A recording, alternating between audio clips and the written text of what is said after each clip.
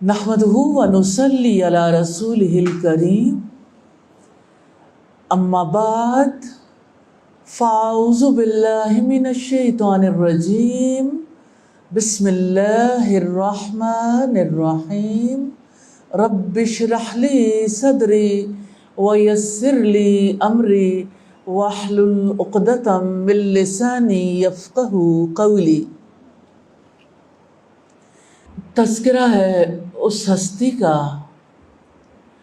जिसे अल्लाह ताला ने इंसानों में सबसे अजीम बनाया,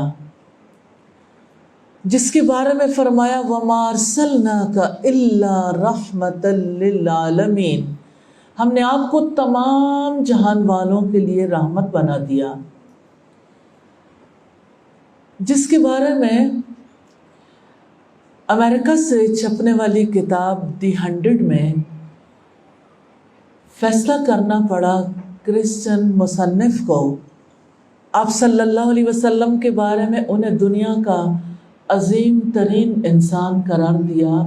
यानी तारीख़ इंसानी पर जिन हस्तियों ने बहुत असरात छोड़े उनमें नंबर 1 ना न्यूटन को, ना हज़रत मसीह अलैहिस्सलाम को, वो नबियों के हीरो थे। कार्लाइल कहता है, माइकल हार्ट की किताब के हवाले से हम देखते हैं मोहम्मद सल्लल्लाहु अलैहि वसल्लम के कारनामों को तस्लीम किया। हाँ, ये सच है, मगर हमारी कैफियत कैसी है?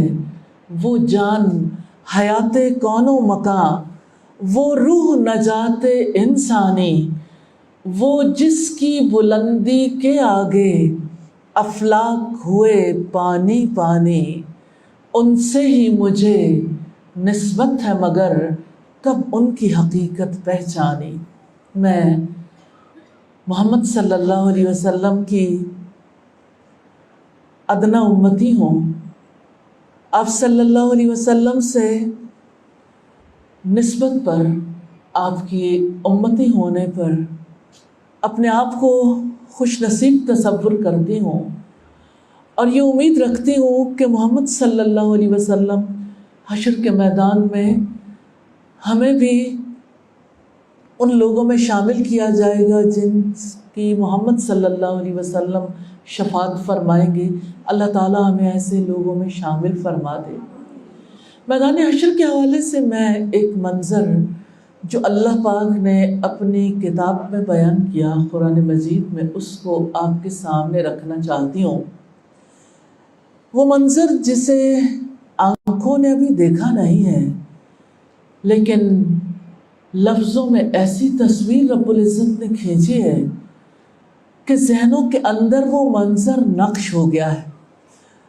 हम ईमान वाले हैं, अल्लाह की ज़ात पर, मोहम्मद सल्लल्लाहु अलैहि वसल्लम पर ईमान रखते हैं।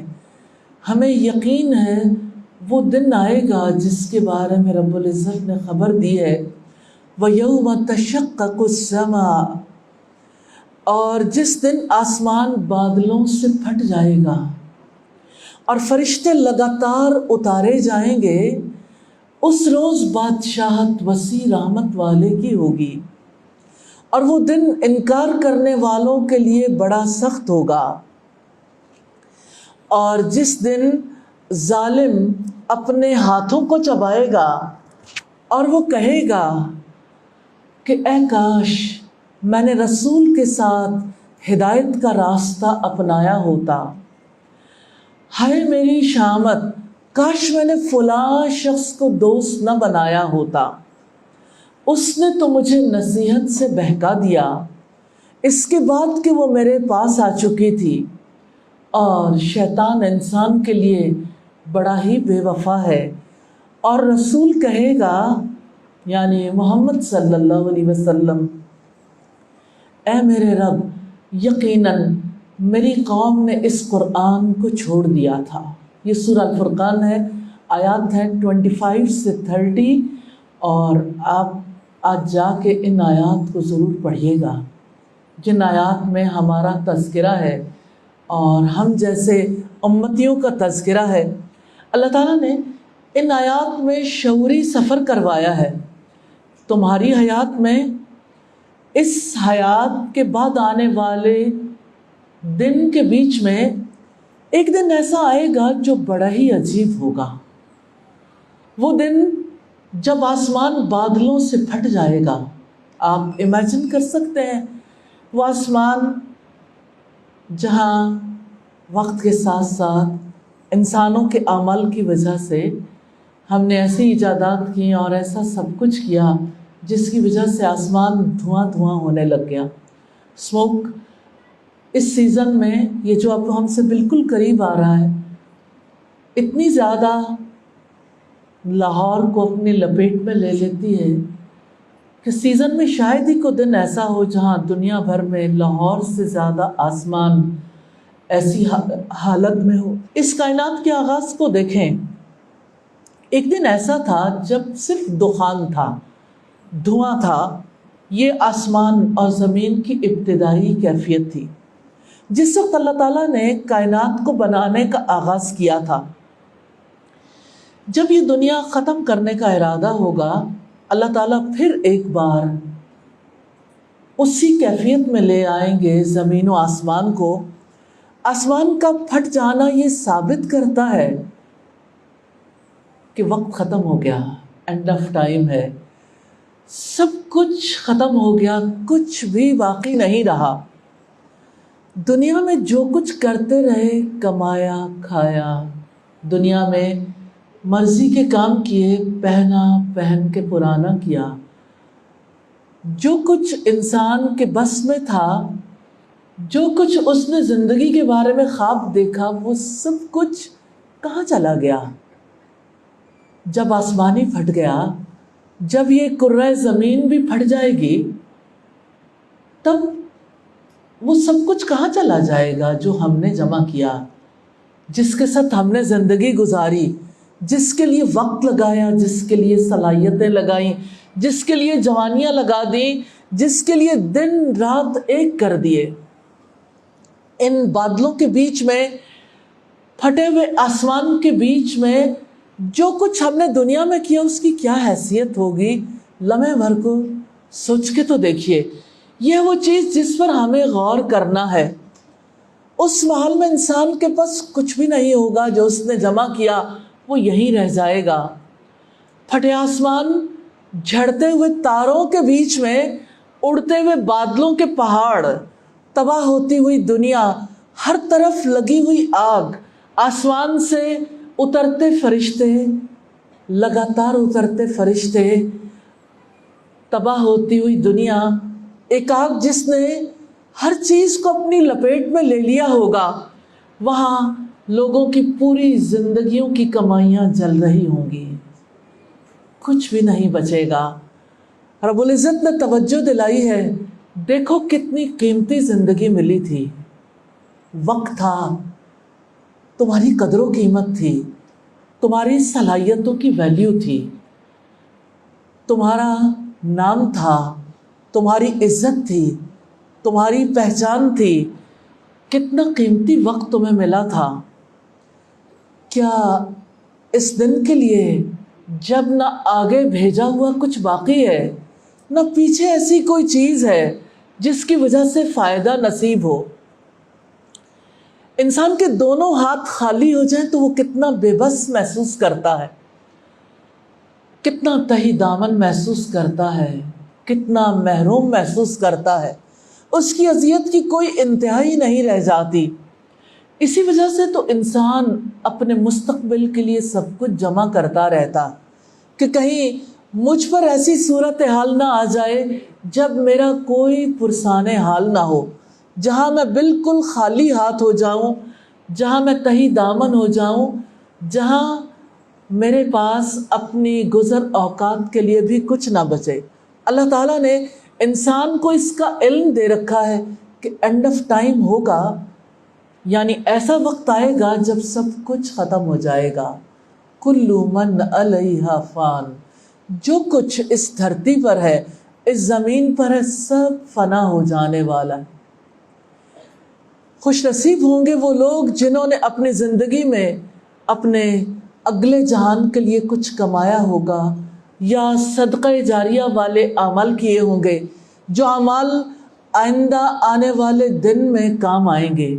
اپنی زندگی کے بارے میں ایک لمحے کے لیے رک کر سوچئے گا۔ دوسروں کے بارے میں سوچیں گے تو فائدہ نہیں ہوگا، اگرچہ ہمیں دوسروں کے بارے میں بھی اس انداز میں سوچنے کا حکم ہے کہ جن کی رسپانسبلٹی ہم پر ہے، قُوْ أَنفُسَكُمْ وَأَهْلِيكُمْ نَارًا، اپنے آپ کو اور اپنے گھر والوں کو آگ سے بچاؤ۔ تو اس انداز میں سوچنا تو مؤثر ہے، لیکن دوسروں پر تنقید کا، دوسروں پر کرٹیسزم کا فائدہ نہیں ہوگا۔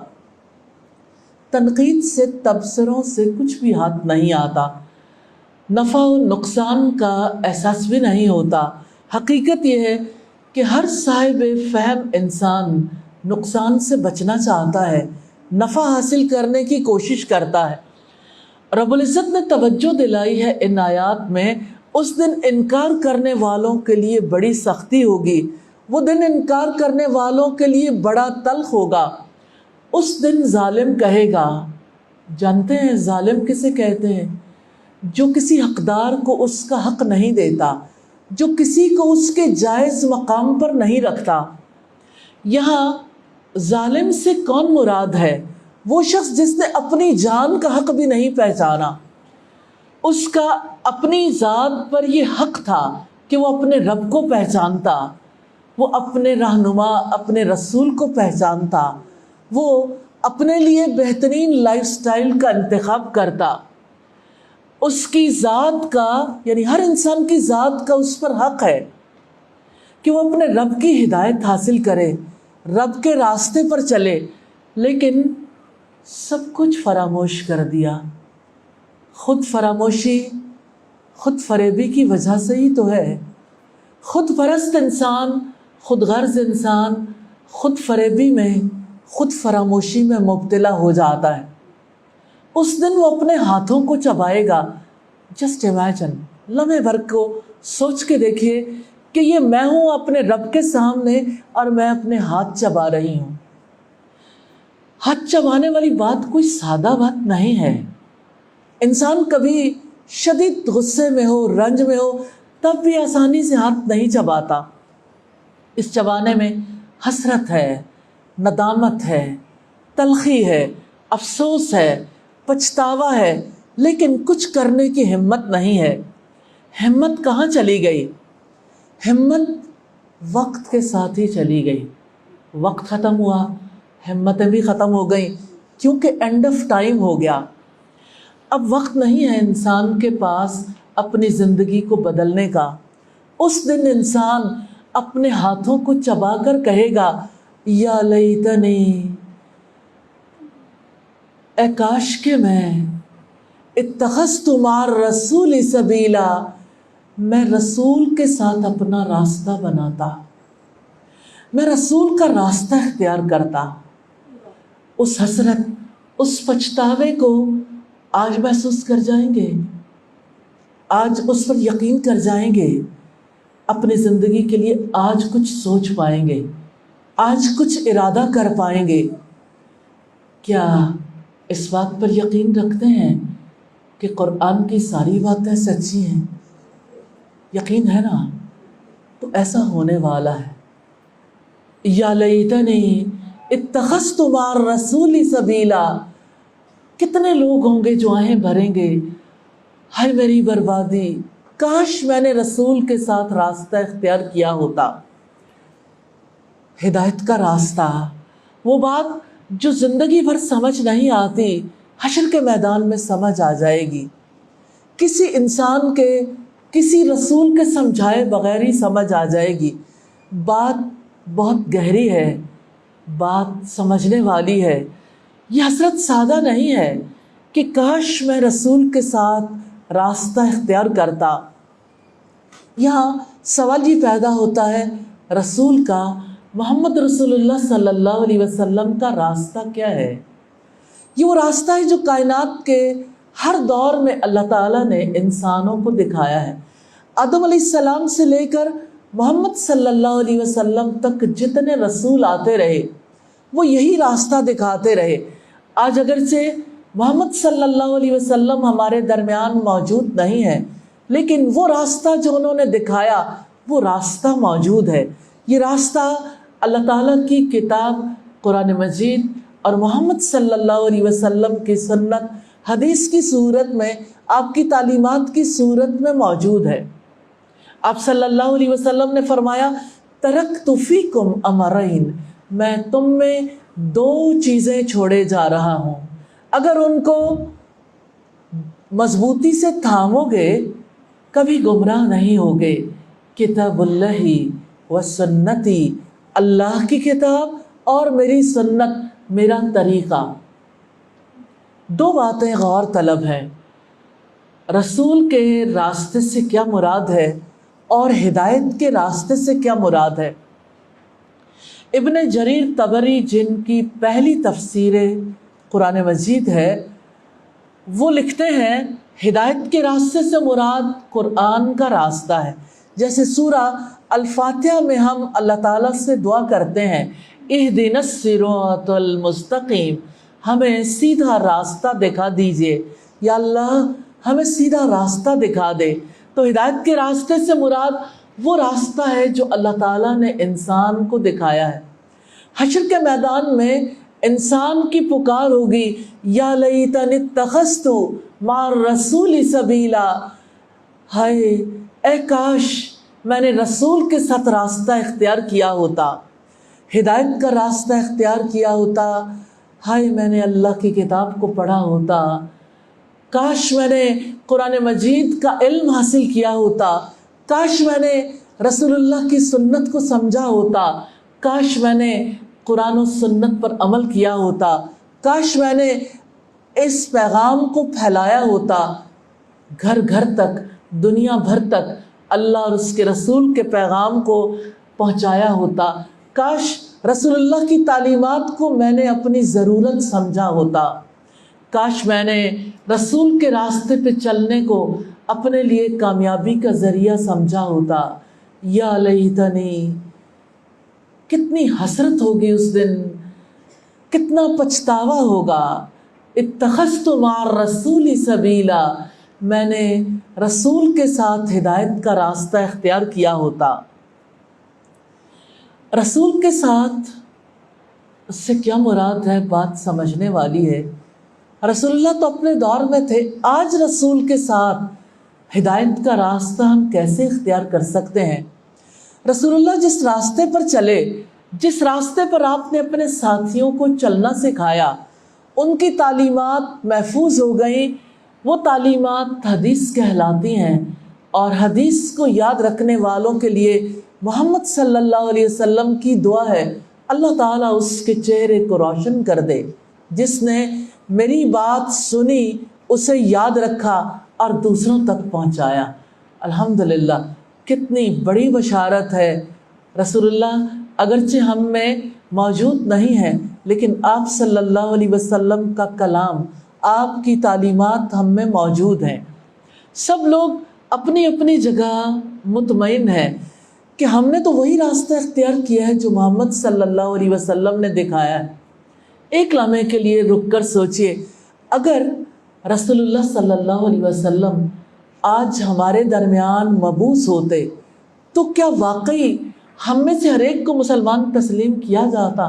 ہمارے ان اعمال کے ساتھ، ہمارے اس لائف سٹائل کے ساتھ، اس طرز زندگی کے ساتھ جو ہم نے اختیار کر رکھا ہے، ہمارے گھروں میں، ہمارے اداروں میں، ہماری عدالتوں میں، ہماری منڈیوں میں، ہمارے بازاروں میں، ہمارے حکومتی ایوانوں میں، ہمارے بچے، ہمارے بوڑھے، ہمارے جوان جو کچھ کرتے ہیں، ہمارے مرد، ہماری عورتیں جو کچھ کرتی ہیں، ہمارے تعلیمی اداروں کی تقریبات میں، ہماری خاندانی اور معاشرتی تقریبات میں جو کچھ ہوتا ہے، کیا واقعی وہ سب کچھ کرتے ہوئے ہم رسول اللہ صلی اللہ علیہ وسلم کے ساتھی کہلانے کے مستحق رہتے ہیں؟ کیا واقعی رسول اللہ صلی اللہ علیہ وسلم آج اگر ہمارے درمیان موجود ہوں تو ہمیں محمد صلی اللہ علیہ وسلم سے محبت کرنے والا آپ کا ساتھی شمار کیا جائے گا؟ ایک لمحے کے لیے تصویر کا دوسرا رخ بھی دیکھیے۔ محمد صلی اللہ علیہ وسلم نے ہدایت کا جو راستہ اختیار کیا، دوسروں کو دکھایا، اس راستے کا آغاز کہاں سے ہوتا ہے؟ اللہ سبحانہ و تعالیٰ کے تعلق سے ہوتا ہے۔ رسول اللہ صلی اللہ علیہ وسلم نے ایک اللہ سے تعلق رکھنا سکھایا، اس سے خالص ہونا سکھایا، اس سے محبت کرنی سکھائی، اس پر بھروسہ کرنا سکھایا، اس کا خوف رکھنا سکھایا، اس سے امید باندھنی سکھائی۔ آپ صلی اللہ علیہ وسلم نے اللہ تعالیٰ کی خاطر اپنے نفس کے اندر سے اٹھنے والی خواہشات، احساسات، انگزائٹیز کو کنٹرول کرنا سکھایا، جسے ہماری اصطلاح میں صبر کہتے ہیں۔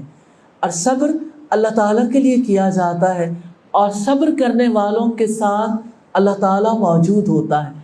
تو محمد صلی اللہ علیہ وسلم نے اللہ رب العزت کے انعامات پر اس کا شکر ادا کرنا سکھایا کہ جب نعمت دینے والے کو پہچانا ہے تو اس نعمت دینے والے کے شکر گزار بن کے رہو۔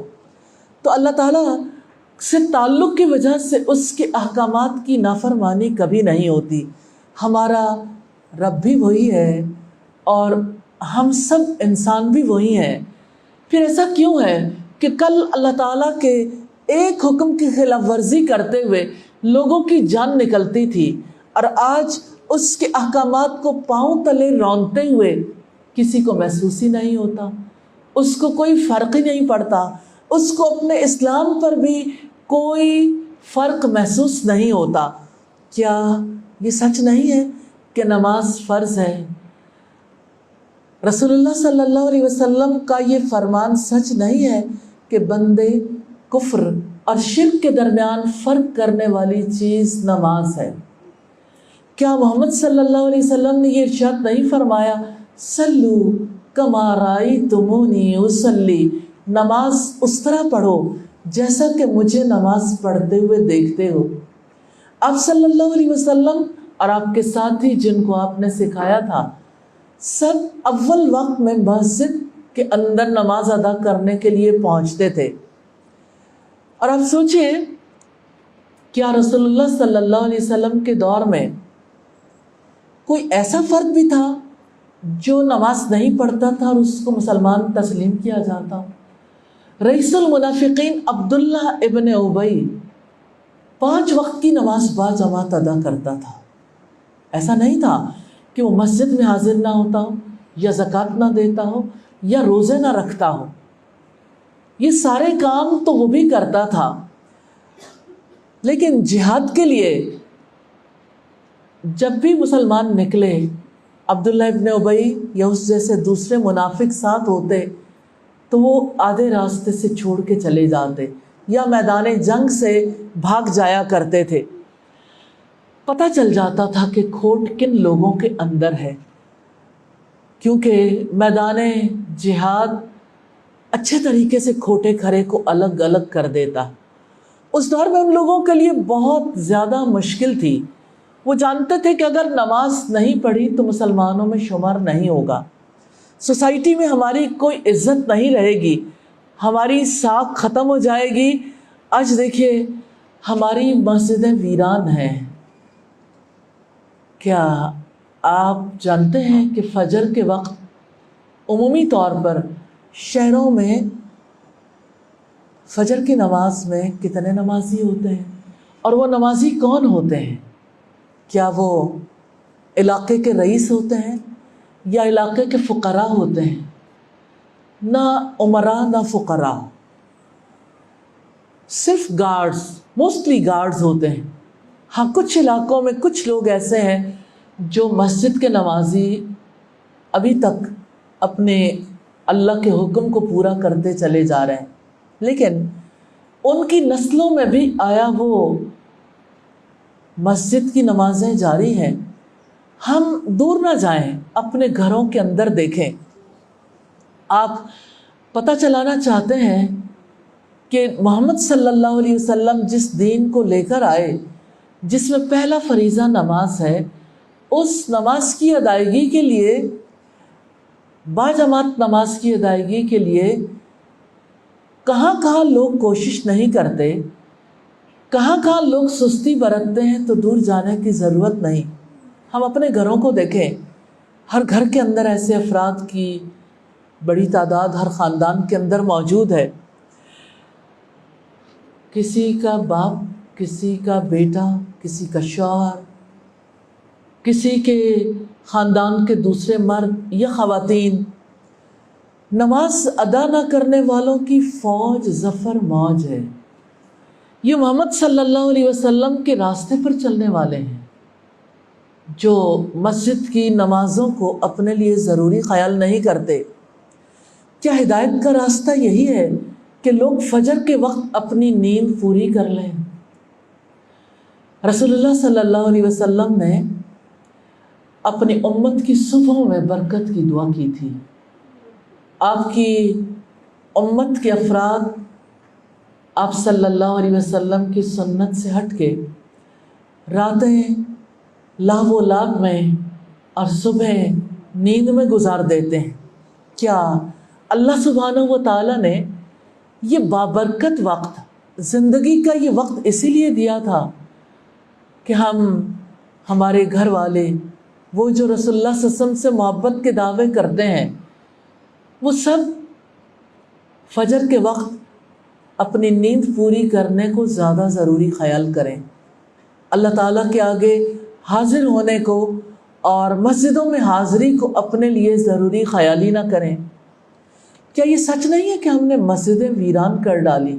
اقبال نے کہا تھا، مسجد تو بنا دی شب بھر میں ایمان کی حرارت والوں نے، من اپنا پرانا پاپی ہے برسوں میں نمازی بن نہ سکا.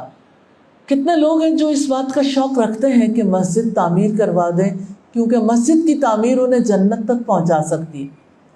مسجد کی تعمیر بڑی امپورٹنٹ ہے، لیکن مسجد کی آباد کاری اس سے بھی زیادہ امپورٹنٹ ہے، اس سے بھی زیادہ اہمیت کی حامل ہے. اگر میں یہ کہوں کہ سوسائٹی میں کتنے گھر ہوں گے جن کے رہنے والوں نے کبھی فجر کی نماز مس نہ کی ہو؟ چلیے، میں یہ نہیں کہتی کہ آپ ہینڈ ریز کریں، لیکن سوچیں ضرور، کیا کوئی ایک گھر بھی ایسا ہے جہاں کبھی کوئی فجر کی نماز مس نہ ہوئی ہو؟ تو شاید ایسا ایک گھرانہ بھی نہیں ملے گا، کیونکہ مرد مسجد جانے سے گریزاں ہیں تو خواتین، بچیاں، بچے فجر کے وقت اٹھنے سے گریزاں ہیں. ہمیں رک کر یہ تو سوچنا ہے، آخر یہ نوبت کیسے آن پہنچی؟ اور بات محض کل کی نہیں ہے، کل کی حسرت کی بات نہیں، بات تو آج کی بھی ہے.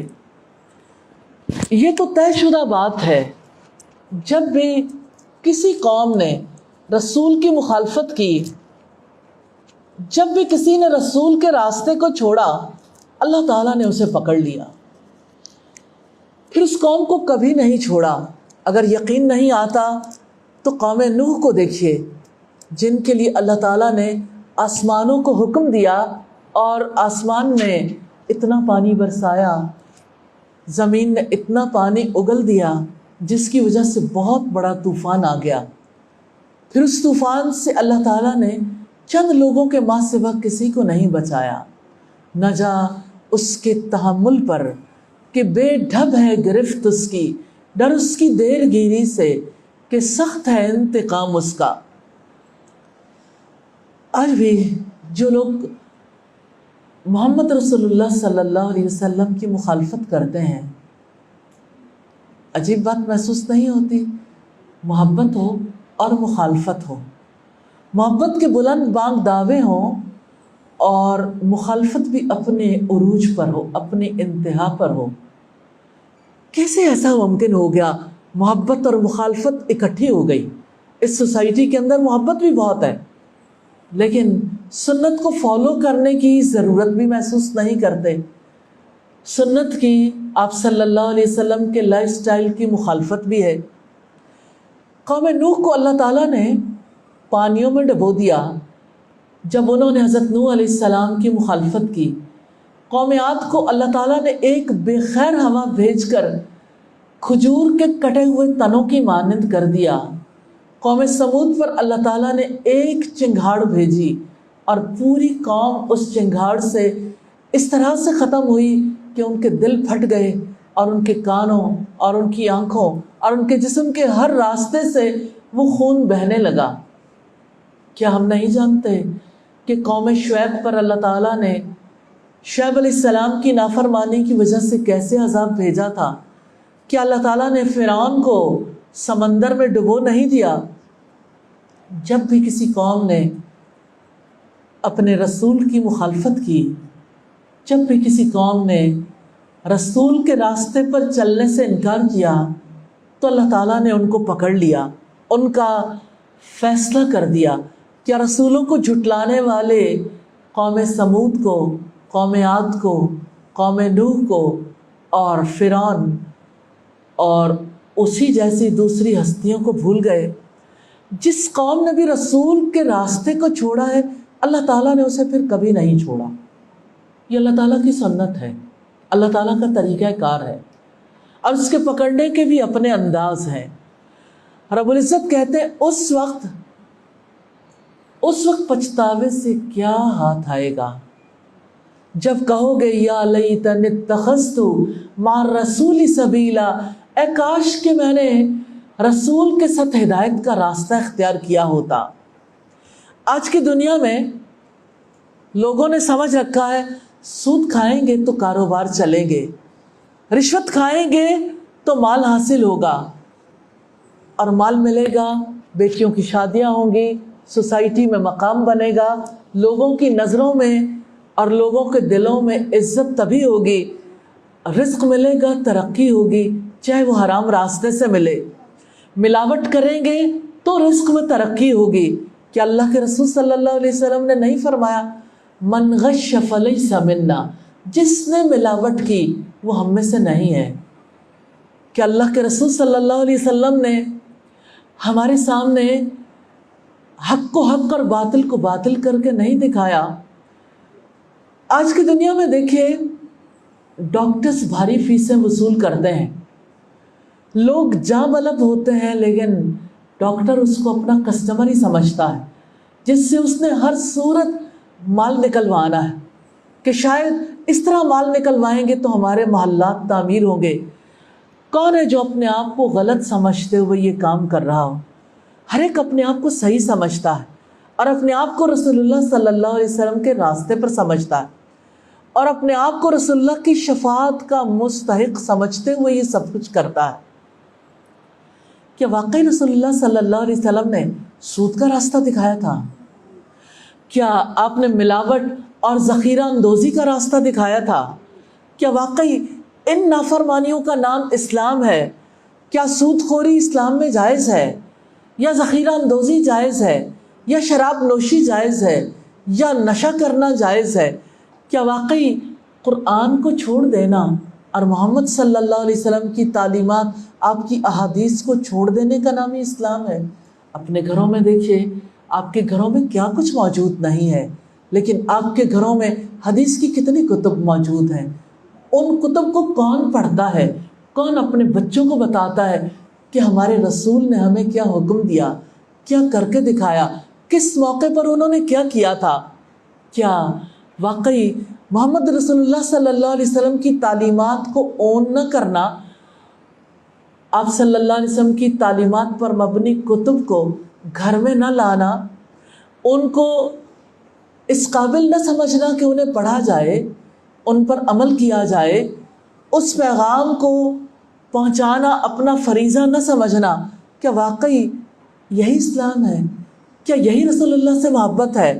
کیا یہی رسولوں کے ساتھ ہدایت کا راستہ اختیار کرنا ہے؟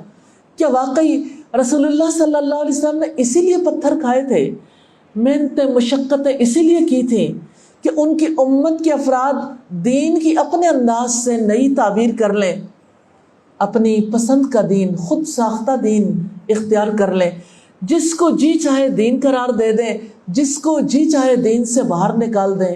دین تو وہی ہے جو اللہ تعالیٰ نے بھیجا، اللہ کی کتاب میں ہے، جو محمد رسول اللہ صلی اللہ علیہ وسلم کی تعلیمات میں ہے۔ ہدایت کا راستہ اللہ تعالیٰ کی کتاب قرآن مجید کا راستہ ہے، ہدایت کا راستہ محمد صلی اللہ علیہ وسلم کی سنت کا، آپ صلی اللہ علیہ وسلم کی تعلیمات کا راستہ ہے، ہدایت کا راستہ محمد رسول اللہ صلی اللہ علیہ وسلم کا راستہ ہے۔ آپ صلی اللہ علیہ وسلم فرمائیں گے انہی آیات کے اختتام پر ہے یا ربی ان قوم اتخذوا ھذا القرآن مہجورا، اے میرے رب یقیناً میری یہ وہ قوم ہے جس نے قرآن کو چھوڑ دیا تھا۔ کبھی کبھی ایسا ہوتا ہے کہ انسان قرآن پڑھتا بھی ہے، اس کا ترجمہ بھی سیکھ لیتا ہے، اس کی تفسیر بھی کر لیتا ہے، لیکن اپنی زندگی میں لے کے نہیں آتا، اس پر غور و فکر نہیں کرتا، اس کو اپنی پہلی ذمہ داری نہیں بناتا۔ کبھی ایسا ہوتا ہے کہ قرآن پڑھنے کو کوئی اپنی ذمہ داری خیال نہیں کرتا، تو سوچئے یہ رسول اللہ کی گواہی ہوگی حشر کے میدان میں، جب ساری انسانیت موجود ہوگی، آدم علیہ السلام سے لے کے آخری انسان تک۔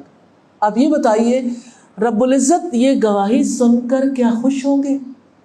کیا رسول اللہ صلی اللہ علیہ وسلم خوشی سے یہ گواہی دیں گے کہ میری قوم نے، میری امت نے قرآن کو چھوڑ دیا تھا؟ ذرا سوچئے تو صحیح، کتنے بودے گھٹیا اور ذلیل قسم کے بہانے ہیں جو ہماری امت کے لوگ گھڑتے ہیں۔ ہمارے گھر اکیلے ہیں، ہمارے لیے وقت نکالنا ممکن نہیں، کسی کی تعلیم ہے، کسی کے لیے گھر کا کام ہے، کسی کی جاب ہے، کسی کے بچے ہیں، کسی کا بزنس ہے، کسی کا شوہر ہے۔ کیا زندگی دوبارہ ملے گی؟ کیا دوبارہ یہ وقت ملے گا؟ زندگی کے لیے جو رہنمائی آئی ہے وہ اسی زندگی کے لیے ہے، اس کے بعد کبھی کوئی اور زندگی ملنے والی نہیں ہے۔ ہم نے نہ سیکھا تو محروم رہ جائیں گے۔ آخر کب تک اپنے آپ کو دھوکہ دیتے رہیں گے؟ آخر کب تک خود کو محروم رکھیں گے؟ کیا واقعی حشر کے میدان میں یہی کہنا چاہتے ہیں یا لیتنی اتخذت مع الرسول سبیلا، ہائے اے کاش کہ میں رسول کے ساتھ ہدایت کا راستہ اختیار کرتا۔ آج وقت ہے، آج اللہ تعالیٰ کا دیا ہوا یہ خوبصورت وقت، قیمتی وقت ہے۔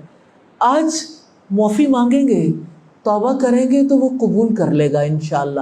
آج تلافی ہو سکتی ہے، آج رسول کے راستے پہ چل سکتے ہیں، آج رب کے راستے پہ چل سکتے ہیں، لیکن چلے گا تو وہی جو غلطی کا اعتراف کر کے اپنی اصلاح کر لے گا۔ دیکھیں اللہ کے رسول کے ساتھی تو ایسے تھے جو اپنے گھر بار چھوڑ کر مدینہ میں آن بسے تھے۔ اس دور میں ہجرت کرنا فرض ہو گیا تھا، جو ہجرت کر کے نہیں آتا تھا اس کا اسلام قبول نہیں کیا جاتا تھا۔ لوگ آتے تھے رسول اللہ سے دین کو بھی سیکھتے تھے، پھر اپنے علاقوں میں جا کر تبلیغ کرتے تھے، دین سکھاتے تھے۔ آج بھی طریقہ کار یہی ہے۔ حقیقت یہ ہے کہ اللہ تعالیٰ سے معافی تب مل سکتی ہے جب اللہ تعالیٰ کے کلام اور محمد رسول اللہ صلی اللہ علیہ وسلم کی تعلیمات کو اپنا لیں، ان کو سیکھیں، ان کو سمجھیں، اسے دوسروں تک پہنچائیں، اپنی ذمہ داری ادا کریں۔ میں ذمہ داری کے حوالے سے کچھ مثالیں آپ کے سامنے ضرور رکھنا چاہتی ہوں۔ محمد رسول اللہ صلی اللہ علیہ وسلم کے ساتھی سیدنا عمر رضی اللہ تعالی عنہ جب تک اسلام قبول نہیں کیا تھا، رسول اللہ صلی اللہ علیہ وسلم کے بہت بڑے دشمن تھے۔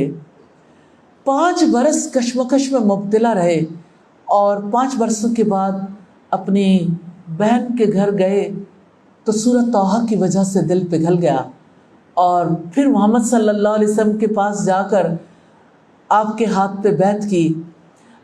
انہوں نے اور ان کے ایک انصاری ساتھی نے یہ طے کر رکھا تھا، ایک دن میں کاروبار کو جاؤں گا اور دوسرے رسول اللہ صلی اللہ علیہ وسلم کی مجلس میں، اور دوسرے دن میں رسول اللہ کی مجلس میں جاؤں گا اور میرا ساتھی کاروبار کرنے کے لیے جائے گا، لیکن شام کو اس وقت تک اپنے گھروں کو نہیں لوٹیں گے جب تک کہ محمد رسول اللہ صلی اللہ علیہ وسلم کی تمام باتوں کو جو انہوں نے اس دن میں کی ہیں دہرا نہ لیں۔ یہ دین کو سیکھنے کا جذبہ۔ رسول اللہ کے ساتھی ایسے تھے جو رسول اللہ صلی اللہ علیہ وسلم کی ایک ایک حدیث کو سنانے کے لیے، ایک ایک حدیث کو سیکھنے کے لیے سینکڑوں میلوں کا سفر طے کیا کرتے تھے۔ اب سوچئے رسول اللہ کی حدیث کو سیکھنے کے لیے امام بخاری نے گھوڑے کی ننگی پیٹھ پر سینکڑوں کلومیٹر کا فاصلہ طے کیا، اور پھر جب ایک ایسے شخص کے پاس پہنچے جس کے پاس وہ حدیث تھی، وہ اپنے گھوڑے کے پاس تھا اور اپنے گھوڑے کو چارہ آفر کر رہا تھا، اس نے اپنی قمیص کا دامن اس کے سامنے پھیلایا ہوا تھا کہ اس میں سے چارہ کھا لو، جبکہ اس کے پاس چارہ نہیں تھا۔ امام بخاری نے اس سے حدیث نہیں سنی کہ جو شخص اپنے جانور کو دھوکہ دے سکتا ہے، اس سے کیسے توقع کی جا سکتی ہے کہ محمد رسول اللہ صلی اللہ علیہ وسلم کی احادیث کے بارے میں وہ دھوکہ دہی سے باز رہ جائے۔ اتنی چھان پھٹک کرنے کے بعد یہ علم ہم تک پہنچا ہے۔ اور اب سوچئے، سیدنا ابو ایوب انصاری رضی اللہ تعالیٰ عنہ کو آپ جانتے ہوں گے، انہیں ایک حدیث کے بارے میں شبہ ہو گیا۔ جب وہ اس حدیث کے بارے میں سوچنے لگے تو انہیں یاد آیا کہ مجلس میں میرے ساتھ اور ساتھی بھی تھے، لیکن اب وہ مصر چلے گئے ہیں۔ انہوں نے ایک قیمتی گھوڑا خریدا اور اپنے علاقے سے سفر کرنا شروع کیا۔ ایک مہینے کی مسافت طے کر کے گھوڑے کی پشت پر مصر پہنچے۔ ساتھی نے دیکھا، کھل اٹھے، کہنے لگے گھر آ جائیے۔ کہنے لگے، حضرت ابو ایوب انصاری کہتے ہیں میں اپنا سفر کھوٹا نہیں کر سکتا، میں آپ سے پوچھنے کے لیے آیا تھا کہ آپ اس مجلس میں موجود تھے جس میں رسول اللہ صلی اللہ علیہ وسلم نے فلاں حدیث ہمیں سنائی، کیا آپ مجھے وہ حدیث سنا سکتے ہو، یا میں آپ کے سامنے وہ حدیث سناتا ہوں، جہاں غلطی ہوئی میری اصلاح کر دینا۔ جب انہوں نے حدیث سنائی تو ان کے ساتھی کہنے لگے واللہ اس میں کوئی شک نہیں ہے، اور اسی طرح یہی الفاظ میں انہوں نے محمد صلی اللہ علیہ وسلم کی ایک ایک بات کو امانت سمجھ کر امت کو پہنچا دیا۔ اب یہ امانت ہمارے پاس آن پہنچی ہے، ہم نے یہی تعلیمات خود بھی سیکھنی ہے اور اپنی نسلوں کو بھی سکھانی ہے۔ ہم نے اسے آگے تھمانا ہے تاکہ سب محبت کا حق ادا کرنے کے قابل ہو سکیں، اپنے آپ کو رب العزت کے پسندیدہ انسان بنانے کے لیے کوشش کر سکیں، جس کے لیے اس نے تمام رسولوں کو بھیجا اور آخر میں محمد صلی اللہ علیہ وسلم کو بھیجا۔ اللہ تعالیٰ سے دعا ہے ہمیں قرآن و سنت کا سچا علم حاصل کرنے کی توفیق عطا فرما دیں۔ اللہ تعالیٰ سے دعا ہے کہ ہمیں ان پر عمل کرنے والا بنا دے اور ہمیں ایسے سچے جذبے عطا کرے کہ ہم قرآن و سنت کو گھر گھر تک، دنیا بھر تک پہنچا دیں۔ آمین ثم آمین۔ سچی بات یہ ہے کہ جو ایک بار اللہ تعالیٰ اور اس کے رسول کی تعلیمات کو پکڑنے کی کوشش کرتا ہے، اللہ کے راستے پہ چلنے کی کوشش کرتا ہے، اللہ تعالیٰ اس کے لیے دنیا اور آخرت میں برکتوں کے دروازے کھول دیتے ہیں۔ اللہ پاک کا فرمانا والذین جاہدوا فینا، وہ لوگ جنہوں نے ہمارے راستے میں کوشش کی، لنہدینہم سبلنا، ہم انہیں اپنے راستے پر ضرور چلائیں گے۔ کلام اللہ کو سیکھیے، کلام نبوی کی صحبت میں بیٹھیے، کلام نبوی کو سیکھیے، انشاءاللہ اللہ تعالیٰ کی رحمتوں اور برکتوں کے مستحق بن جائیں گے۔ اللہ تعالیٰ ہماری غلطیوں سے درگزر فرمائیں، ہمارے لیے علم کے راستے کھول دیں، ہمیں اچھے فیصلے کرنے کی توفیق عطا فرما دیں۔ آمین ثم آمین۔